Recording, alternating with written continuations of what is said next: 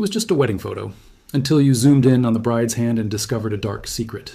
The afternoon light filtered through the tall windows of the Atlanta Historical Archive as Dr. Rebecca Morrison carefully examined a collection of early 20th century photographs donated by an anonymous estate. Among faded portraits and formal gatherings, one image stopped her cold, a wedding photograph from 1903. A white man in a dark three-piece suit sat rigidly beside a black woman in an elaborate white wedding gown. Their hands were clasped between them in what should have been a gesture of unity. Rebecca's 15 years as a historical archivist had taught her to notice anomalies. This photograph screamed wrongness on multiple levels. In 1903, Georgia, interracial marriage wasn't just taboo, it was illegal. The state's anti-miscegenation laws, in place since 1750 and strengthened after the Civil War, made such unions criminal offenses punishable by imprisonment. Yet here was photographic evidence of what appeared to be exactly that. She marked the photograph for high-resolution scanning, unable to shake the unsettling feeling that gripped her. 2 weeks later, while reviewing the digital files, Rebecca systematically zoomed in on various details. The studio backdrop, the woman's jewelry, the man's stern expression. Then she focused on their joined hands. As she increased the magnification, her blood ran cold. The bride's fingers weren't simply resting, they were deliberately positioned in a distress signal, her thumb and index finger forming a subtle but unmistakable plea for help. Rebecca's hands trembled as she zoomed in further. The woman's fingers were arranged with clear intention, hidden within what appeared to be a matrimonial pose, but actually screaming for rescue. This wasn't just an illegal marriage, it was evidence of something far more sinister. A silent scream had been frozen in time for 120 years, waiting for someone to finally see it and understand what it meant. Rebecca immediately contacted Dr. Marcus Williams, a specialist in African American history and Jim Crow-era documentation. When he arrived at her office that evening, she showed him the photograph without explanation. Marcus studied it silently, his expression growing increasingly troubled. "This shouldn't exist," he finally said. "Georgia's anti-miscegenation laws in 1903 made this impossible. Unless what?" Rebecca asked, though she already feared the answer. Marcus leaned back, his face grim. "Unless this wasn't actually a legal marriage. Unless this photograph documents something else entirely. Coercion, captivity, or worse. Look at her face. That's not a bride's expression. That's terror being barely contained." They spent hours examining every detail. The studio stamp read, "Morrison and Wright Portrait Studio, Atlanta, Georgia, August 1903. A faint notation on the back said only, "Mr. Charles Whitfield and servant." Not wife, not bride, servant. The word hung between them like a curse. "He didn't even try to hide what she was to him," Marcus said quietly. This photograph was never meant to document a marriage. It was meant to document ownership. Rebecca felt sick. But why the wedding dress? Why stage it this way?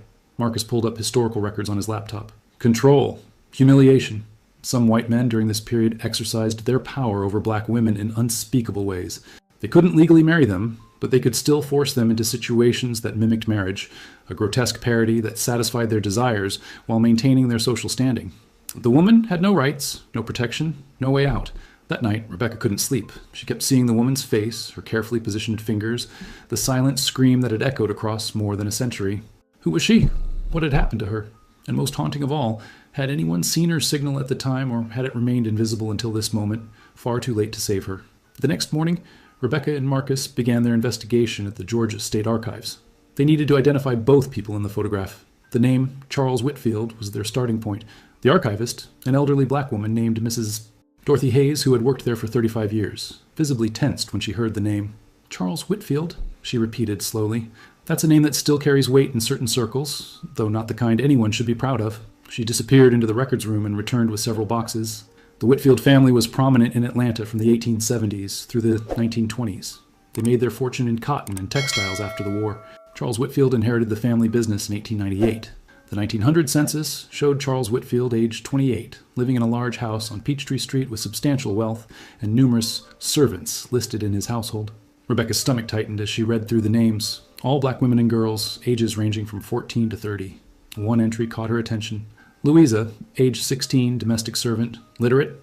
Marcus found property records showing that Whitfield owned several properties around Atlanta, including a textile factory where he employed dozens of workers, mostly black women and children working in brutal conditions for minimal wages. Newspaper articles from the period praised him as a progressive employer and pillar of the community. The disconnect between his public image and what they were uncovering was nauseating. They searched for more information about the woman in the photograph. If she had been listed as servant rather than by name on the photo notation, finding her identity would be difficult. But Mrs. Hayes had an idea. If this photograph was taken in August 1903, check the city records for missing persons reports or unusual incidents around that time. Sometimes families tried to report when their daughters disappeared, even though the police rarely did anything about it. After 2 days of searching through fragmentary records, Marcus found a police report from September 1903. It was brief and dismissive, but it provided the first real clue. Report filed by Henry and Martha Johnson regarding their daughter Louisa Johnson, age 19, employed in the household of Charles Whitfield. Family claims she's not been seen in over a month despite living just 2 miles away. Mr. Whitfield states Miss Johnson is fulfilling her contracted duties and is in good health. No evidence of wrongdoing. Case closed. Rebecca cross-referenced the name with the 1900 census. There she was, Louisa Johnson, age 16 in 1900, living with her parents and 3 younger siblings in a modest home near Auburn Avenue. Her father, Henry, worked as a carpenter, her mother, Martha, as a laundress. The family was literate and owned their small home. They were part of Atlanta's striving black middle class, trying to build something despite the crushing weight of Jim Crow. Marcus found more records. In 1902, Henry Johnson had been injured in an accident at a construction site and could no longer work. The family fell into debt. A notation in a local church's charity records showed they had appealed for help in early 1903. This is how it happened, Marcus said, his voice heavy with anger and sorrow.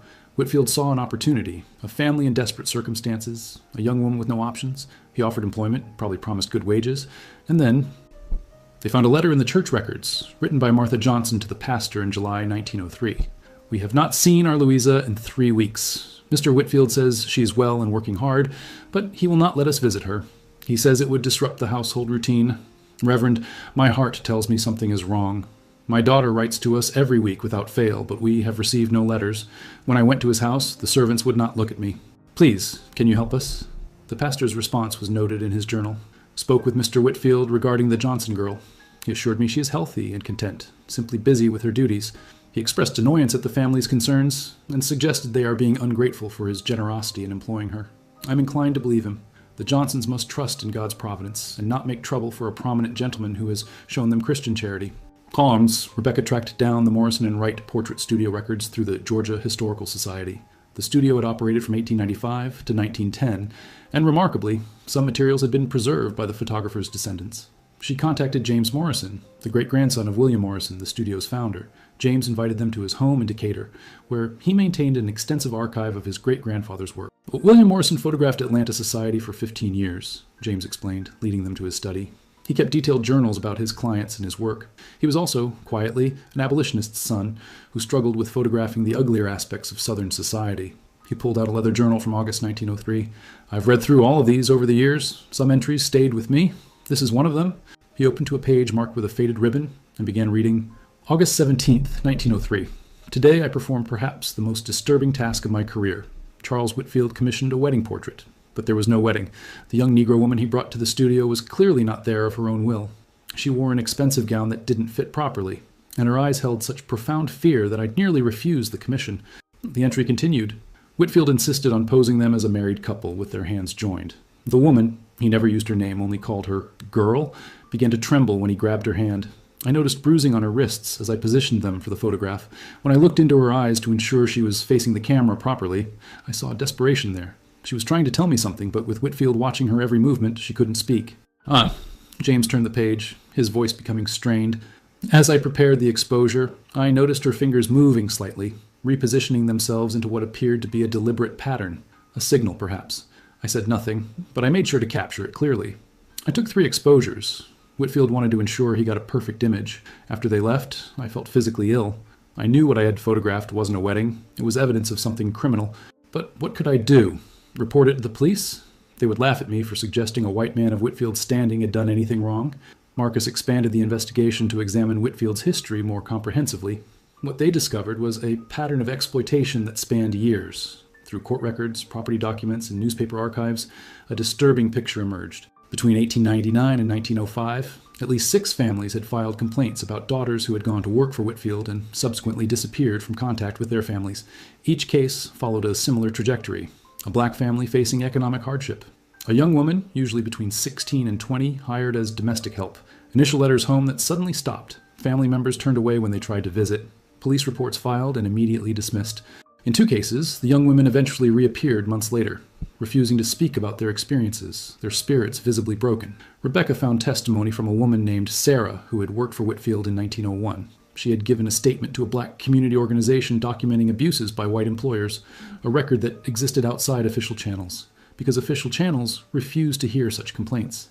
Mr. Whitfield kept 3 of us in the house, Sarah stated. We were never allowed to leave. He told us if we tried, he would have our families arrested for theft or our fathers lynched. He did whatever he wanted to us. We were his property in everything but name. The testimony continued. There was a girl there when I arrived. Couldn't have been more than 16. She was in a room on the 3rd floor, and we weren't allowed to speak to her. I heard her crying at night. After a few weeks, she disappeared. Mr. Whitfield said she had stolen from him and run away. But I knew better. She wouldn't have left. She was too afraid of what he would do to her family. I got out because my brother threatened to make noise, to go to the newspapers. Whitfield let me go rather than risk attention, but I know others weren't so fortunate. Marcus found records showing that Whitfield had connections to local law enforcement and city officials. He made regular donations to political campaigns and hosted social gatherings for Atlanta's elite. He had complete immunity, Marcus said bitterly. The system protected him, the police worked for him, the courts deferred to him, and black families had absolutely no recourse. Their daughters could be taken, abused, even killed, and there was nothing they could do about it. Despite the darkness of what they were uncovering, Rebecca remained focused on Louisa herself. The photograph showed more than victimization. It showed resistance. The hand signal captured forever in that image was an act of defiance, a refusal to let her captivity go unrecorded. She knew, Rebecca said, studying the photograph again. She knew that photograph might be the only evidence, so she left a message. Through Martha Johnson's letters to various organizations and churches, they traced the family's desperate attempts to find their daughter. In October 1903, Henry Johnson, despite his injuries, tried to force his way into Whitfield's house. He was arrested for trespassing and disturbing the peace, spending 2 weeks in jail. The incident made the newspapers, but the coverage was entirely sympathetic to Whitfield. Prominent businessmen harassed by deranged former employees' relative. Martha wrote to the NAACP's Atlanta chapter, newly formed in 1903. My daughter is being held against her will by Charles Whitfield. She came to his home as an employee and is now his prisoner. I have not seen her in 4 months. She would never abandon her family voluntarily. Please, someone must help us. We have exhausted every legal avenue, and no one will listen because we are Negro and he is white and wealthy. The NAACP responded, but their investigation hit the same walls. Their lawyer, a black man named Robert Foster, attempted to obtain a writ of habeas corpus. The judge refused to issue it, stating there was no evidence of illegal detention and suggesting the Johnson family was making wild accusations against a respected member of society in an attempt to extort money. Foster documented the case, but could go no further without risking his own safety and career. Then Marcus found something unexpected, a letter dated December 1903 from a white woman named Eleanor Hartwell, who had been Whitfield's neighbor. She wrote to her sister in Boston, "There is something deeply troubling happening next door. Charles Whitfield has a young Negro woman in his house, whom he claims is a servant, but the situation appears far more sinister. I have seen her only once, looking out from an upper window. Her face was bruised. I attempted to speak with her when Charles was away, but the other servants refused to let me in, clearly frightened. I am considering reporting this to someone, but I fear no one will believe me or care." The trail of Louisa's story went cold after December 1903, and Rebecca feared the worst. But then Marcus found something in an unexpected place, the records of the Freedmen's Hospital in Washington, D.C. In March 1904, a woman named Louisa had been admitted with severe injuries brought in by members of a black mutual aid society who had found her near the train station. The hospital records were sparse but revealing. Female patient, approximately 20 years of age, gave name as Louisa but refused surname. Multiple injuries in various stages of healing, including broken ribs, lacerations, and signs of prolonged physical abuse. Patient extremely traumatized and barely speaks. Exhibits profound fear of men, especially white men. Patient has indicated she escaped from somewhere in Georgia, but will not provide details, stating, "He will kill my family if I tell." Rebecca's heart raced as she read further. The hospital had contacted a local organization that helped escaped women, both those fleeing slavery's remnants and those fleeing abusive situations. A social worker named Catherine Wells had taken responsibility for Louisa's case. Her notes provided more context. This young woman has been through unimaginable trauma. She flinches at sudden movements and has nightmares that wake the entire ward. Over several weeks, she has gradually shared pieces of her story: forced captivity, repeated assaults, isolation from her family, and constant threats against her loved ones if she attempted to escape. Catherine's notes from April 1904 recorded Louisa's words, "I was trapped in that house for 8 months. He took everything from me, my freedom, my dignity, my connection to my family. The photograph he forced me to take wearing that white dress was the worst day. He wanted to pretend I was his wife, that I had chosen to be there. But I made sure to leave a message in that picture. I moved my fingers just so, a distress signal I had read about in a book. I didn't know if anyone would ever see it, but I needed to try. I needed there to be some evidence that I hadn't gone willingly."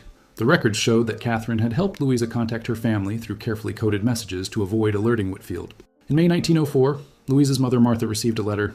Mama, I am alive. I cannot tell you where I am, only that I am safe now and healing. The man who held me believes I am dead. Please let him continue to believe that. It is the only way to keep you and father and my siblings safe.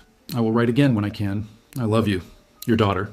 Marcus found the final piece of the puzzle in Atlanta newspaper archives from March 1904. A small article reported, "Fire at Whitfield residence claims life." Authorities report that a tragic fire occurred at the home of prominent businessman Charles Whitfield last evening. One servant perished in the blaze. Mr. Whitfield stated that the young Negro woman, whose name was not recorded, had been careless with cooking fire. The body was too badly burned for identification. The incident is considered a tragic accident. But a black newspaper, the Atlanta Independent, told a different story in a carefully worded article. Sources within the Negro community report that the servant, who allegedly died in the recent fire at the Whitfield home, had in fact escaped weeks earlier. Several witnesses report seeing a young woman matching her description fleeing the property in February. The fire appears to have been deliberately set to obscure the fact of her escape and to intimidate other potential witnesses. Police have declined to investigate further. Louisa had escaped, and Whitfield had covered it up by claiming she died in a fire. He couldn't admit she had gotten away without revealing the truth of her captivity. He had to maintain his facade of respectability, so he created a fictional death and moved on. For the Johnson family, this meant they could never publicly acknowledge their daughter was alive without putting her in danger. Rebecca and Marcus found letters between Martha Johnson and Catherine Wells spanning years. Catherine had helped Louisa build a new life in Washington, D.C., under an assumed name. She found work as a seamstress and later trained as a nurse.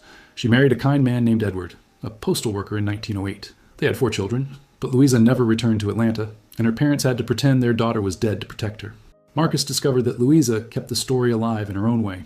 In 1925, she gave testimony to a commission investigating racial violence and exploitation in the South. She didn't use her real name, but she told her story. "I was 19 when a white man took me from my family and held me captive for 8 months. He could do this because the law didn't protect people who looked like me. He knew no one would believe me if I spoke. He knew my family had no power to save me. But I survived. And I want my story on record so that someday, when the world is ready to hear it, people will know what happened to women like me." Rebecca and Marcus spent 6 months compiling their research into a comprehensive historical documentation. They traced Louisa's descendants through Washington, D.C. records and found her great-granddaughter, a woman named Dr. Michelle Foster, who taught African American history at Howard University. When Rebecca called her, Michelle's response was immediate and emotional. "We've been waiting for someone to find this story." They met at Michelle's home, where she had preserved everything Louisa had left behind. "My great-grandmother lived until 1978, Michelle explained. "She was 94 years old, and she never forgot what happened in Atlanta. She told us the story when we were old enough to understand. She made us promise to preserve it, to make sure it wasn't forgotten. She said, 'Someday, someone will find that photograph, and when they do, I want them to know the whole truth.'" Michelle showed them Louisa's personal papers, including a journal she had kept in her later years. One entry read, "I have lived a good life in spite of what was done to me. I raised 4 beautiful children. I helped bring dozens of babies into the world as a nurse. I loved and was loved, but I never forgot those 8 months, and I never forgot my parents' anguish. That photograph exists somewhere, with my silent scream frozen in it. I pray that one day someone will see it and understand. I pray that my story will help people recognize how many women suffered in silence, trapped by laws that denied our humanity in a society that refused to see our pain." The National Museum of African American History and Culture organized an exhibition titled "Silent Testimony: Louisa's Story and the Hidden History of Jim Crow Captivity." The centerpiece was the 1903 photograph, displayed alongside the photographer's journal, hospital records, family letters, and Louisa's own testimony. The exhibition text was unflinching. "This photograph documents not a marriage, but a crime. It shows a young black woman being held captive by a white man who faced no consequences because the legal and social systems of Jim Crow America granted him absolute impunity." At the opening, Michelle stood before the photograph with tears streaming down her face. Beside the 1903 image was a photo of Louisa from 1960, age 76, surrounded by children and grandchildren, her face serene and strong. "My great-grandmother survived," Michelle said to the assembled crowd. "She not only survived, she transcended. She turned her trauma into purpose, helping other women, raising a family, building a life of meaning." This photograph no longer represents just her captivity. It represents her resistance, her courage, and her refusal to be erased. Rebecca addressed the audience. "For 120 years, Louisa's distress signal went unnoticed, but she left it there anyway, trusting that someday someone would look closely enough to see. Her story is not just about one woman's suffering. It's about the systematic abuse enabled by racist laws and social structures. It's about the countless black women who were similarly victimized with no recourse. And it's about the extraordinary resilience of those who survived and built lives of dignity despite everything designed to destroy them." As thousands of visitors moved through the exhibition over the following months, They saw Louisa's hand signal, read her story, and understood the truth that had been hidden for more than a century. The photograph had finally fulfilled its purpose, not as evidence that could save Louisa in her own time, but as a testament that refused to let her story be forgotten. Her silent scream had finally been heard, and in being heard, it gave voice to countless others whose stories had been buried by history's deliberate amnesia.